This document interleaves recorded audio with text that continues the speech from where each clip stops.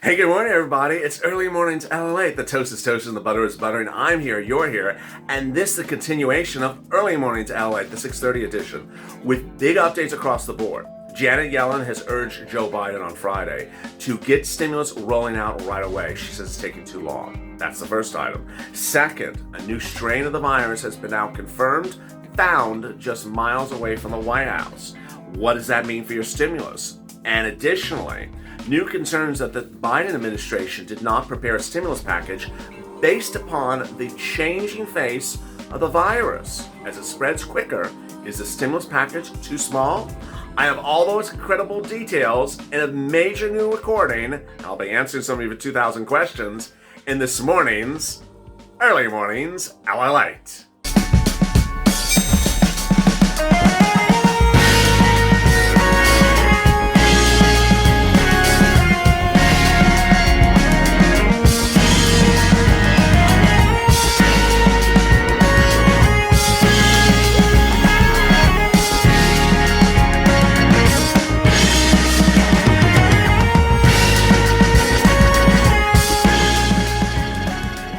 Hey, good morning, everybody. The toast is toast and the butter is butter, and I'm here, you're here, and thank you for joining me on the continuation of Early Mornings LALATE, the 6:30 edition. If you've not subscribed, please subscribe, because this is the best darn channel there is out there on stimulus, delivering coverage on the financial markets and stimulus 24/7, 7 days a week, programming from 1 a.m. to 1 a.m. the next day. We started with EIDL and went to FPUC this morning, last night, late night. We had a live chat on Hazard Pay, and we'll be continuing again at 8:30 a.m. with Mornings LALATE this morning. So please don't miss a broadcast. Subscribe. Hit that alert button so you get the alert when a new video goes live. Also, like this video. Meantime, if you've not become a member, consider becoming a member. Purple Hawk, Purple Power, or Calcino VIP. Get access to documents before anyone else, explains how to get stimulus before anyone else, and detailed analysis on money across the board that is normally not covered elsewhere, that is in the third stimulus package. Subscribe, and the link is in the description and the top of the chat, and also in the video's pinned comment. So much happening today, but first, this is the instant premiere over there, so enjoy that instant premiere if you're tuning in while this video is starting. It starts at 6:30 and as always features an instant premiere. Chat with your Purple Power buddies and interact and share your thoughts about what you think is going to happen next week on stimulus. And with that, let's get to the breaking news. The breaking news as you start the new morning is that Joe Biden was told on Friday, get going. It's going too slow. What happened? Well, last Monday, he was saying that he would see this in a few weeks. Then his press secretary said it's see in a few weeks. Well, it started to turn into a see you in a while. And you stepped up, the Purple Power, the followers of the channel, saying, gotta do this right now. And ultimately, Nancy Pelosi and Chuck Schumer followed suit. Nancy Pelosi fast-tracked the third stimulus package bill in the House. It's likely to be set for a vote tomorrow, the day after Nancy confirms, and then the Senate will vote on it later this week. Chuck Schumer confirms. The president will have it potentially by the weekend. This is all incredible, great news, but that's not where we even were for purposes of Biden on early Friday. How quickly did it change? Well, it changed as Biden was told, you're not moving fast enough.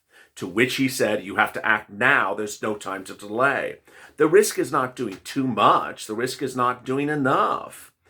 And his press secretary then changed as well. She said, we're taking a lot of creative steps, a little outside the box. Certainly the preference would be on a plane and fly across the country. And Chuck Schumer also said if our Republican colleagues decide to oppose this urgent and unnecessary legislation, we'll have to move forward without them. Well, that was then. Ironically, Mitch McConnell and Nancy Pelosi also agreed it's time to move quickly. We want it bipartisan always, Pelosi said, but if we can't surrender if they're not giving us what they're supposed to be doing, we have to be ready. Amen. And McConnell actually said he's ready to do this next week. As early as next week, we will begin the process of considering a very strong COVID relief bill. Wow, Mitch. Who replaced Mitch McConnell with this Mitch McConnell? He said next week, and very strong COVID relief. Gone was that horrible word, narrowly tailored, which I don't think anyone likes that word. It means cheap. It means El Cheapo. That was that, but then came a new twist. What was the new twist? The new twist is the concern that Joe Biden's bill was written at a time at which the situation was far different economically than it is today, and that it may not be relevant anymore. What am I talking about? Number one item, the virus. When Joe Biden wrote the bill, there was only one virus with no other variation at issue, and the belief that Joe had enough doses to vaccinate the country quick enough and open it up. He said it himself, and those statements were just a few weeks ago. He said his plan is to reopen the country in about 90 days, reopen schools and reopen businesses. How? He said within 100 days, I'm going to vaccinate 100 million people. How? He said we have the doses. Ironically, those series of statements were based upon one or the other, and ultimately they all depend upon one factor. Do you have the doses? Apparently, he made the comment at a time in which he did not know whether he had 100 million doses. Oops. His CDC representative had 2-3 days later said, we don't have 100 million doses. In fact, she said worse. We even don't know how many doses we have. Oh boy, you just promised stimulus based upon how many doses you have.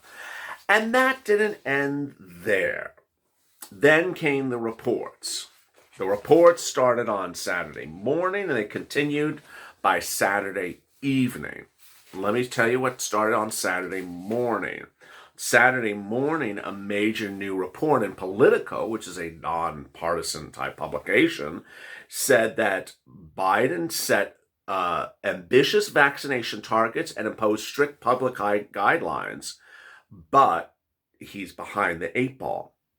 Biden officials leading the coronavirus team launched a series of regular briefings, but the briefings were short on details, and behind the scenes, officials say the team is still struggling to get a handle of basic information. One of the virtues of a well-run transition is that by the time you have the reins, you have developed some sort of rapport and trust with the career people you're working with, said a person familiar with the administration. The courtship has been unnaturally short. Nobody has that's one person, an insider says. Another person, Julie Morita, member of the Biden's transition team and executive vice president of the Robert Wood Johnson Foundation, says nobody has a complete picture on COVID. The plans that were being made with the assumption that there was more information be available and revealed once they got in the White House. When they got there, they didn't have the information. It wasn't there. It wasn't there. It's the Mike Tyson quote. Everyone's got a plan until they get punched in the mouth. Then they are planning, they're competent. It's the weight of everything. It's just heavy. What does this all mean? It means that Biden was planning your stimulus based upon the belief that when he walked into the White House, he would see there's 100 million doses. And then, based upon that belief, there would be 100 million doses. And based upon that belief, he could vaccinate 100 million people. And based upon that belief, he could do it in 100 days. And then based upon that belief, he could open up schools and businesses. And then when he showed up and he didn't have that information, what did he do? He didn't say anything. And your stimulus bill is all based upon that initial presumption, that initial assumption. And now that assumption is very wrong, then what? The stimulus package is too small. It's not only too small because it's not what was promised, it's not only too small because it's economically too small, it's now too small because the pandemic is a different pandemic than Joe Biden thought it was 2-3 weeks ago. And then there's this. The Politico report claims that there's 20 million doses missing the Biden administration can't find. Not 20,000, 20 million. For a team that said they're going to vaccinate 100 million in 100 days, well, that's 20 days of vaccinations that are gone. Poof. Where are they? They don't know. And we weren't done there by Saturday. Then late Sunday came the report. And you heard it last night on Evenings LALATE. The report, B.1.351. What is that? It's not Nancy's hairstyle color number. No, it's not that. It is the number for the variant of the virus that denotes the South African virus variant. And guess where they found it? Just a couple miles away from the White House in Baltimore. In Baltimore, they found a person with the South African virus variant, and they don't know how the person got it because the person was not traveling. Meaning that there's some super spreader going around this country that had visited South Africa and is carrying that virus strain and has now infected people in in the Carolinas, Minnesota, and now also in Baltimore. And with that, that is also causing concern that Biden just is behind on the 8 ball in getting control of the virus and doing stimulus ahead of the ball on the virus. Biden's stimulus was betting upon this was the end. We're almost finished. We're almost gone. We're almost coming out. We're making the turn. No, we're getting backwards. Moderna confirms that if you got 2 doses of their vaccine, you better be getting the booster shot after about 6 months, because the booster is needed to combat the South African variant. Other people haven't even gotten vaccinated. The announcement about the discovery was made by Governor Larry Hogan late Saturday. We strongly encourage Marylanders to practice safe extra caution to limit the additional risks of transmission associated with this variant. There you go. What are your questions or comments? Let me get to them right now. Pat Worthington, they don't care about the elderly. They never did. That's why they have a little raise every year. Look at the veterans who serve this country. What? They don't care. Drake Smith, our government's a joke and always has been. Nancy Doyle, their words are empty like our bank accounts. Beth Ford, I commented to Janet Yellen about her saying she wants to go big. I asked her, what does her big look like on paper? It's just a little post-it note. What does your big look like on paper? It's like a little thumbtack. It's like a tic-tac. What does her big look like on paper? And it's going to be covering everything that the people need. It's not what I want. It's a need to get this economy stabilized and going forward. No response. Well, it's Janet Yellen. I mean, she has, she's sort of Treasury Secretary. But thank you that's a great comment, Beth. I really appreciate that. Viola Willis, the government makes promises they never keep. Kathy E. Rose Weiss, they do nothing but lie, this dang dragging their feet and no act, all broken promises. Chris Harrison, there's nothing on my highway but potholes full of empty bank accounts. He needs to start putting something in them. I don't know what that means. Potholes? Okay. Nat Lee, shoulda, coulda, woulda. That's all we hear. Well said. Nat Lee, they say we're get to it later. Hopefully we will forget about it.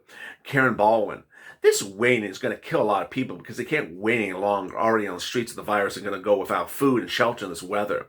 Billy K. Woods, they don't care now that they have all in office. Elizabeth Hall, the $1,400 is from the second stimulus package. He needs to give us the third stimulus check of $2,000. That's what he promised us in Georgia. Elizabeth, preach. I love that. Lorenzo, the government needs to get their darn act together and stop acting like this COVID virus situation, economic meltdown is going to bounce back in a month or so. That's a great comment, Lorenzo. Oh my goodness, I love those. If you have questions or comments in today's video, drop them in the comments below. I might feature them tomorrow's recording. Meantime, join me later this morning on Mornings LATE at 8:30 a.m. Pacific Standard Time. I'll have big updates across the board like you saw these updates today. Meantime, if you did not watch Overnight's LATE, the 2 shows EID or FPC, watch them. And if you missed the Early Mornings LATE Part 1 show right before that, catch that as well. Stay informed, stay focused, continue to smile, and also consider becoming a subscriber. We're trying to add 5,000 new subscribers over the next 2 weeks, so let's try to do it. Meantime, like this video and consider becoming a Purple Hawk, Purple Power, or Calcino VIP member. The membership link is in the pinned comment and also at the top of the chat. Have a great morning, and I'll see you later on Mornings LATE.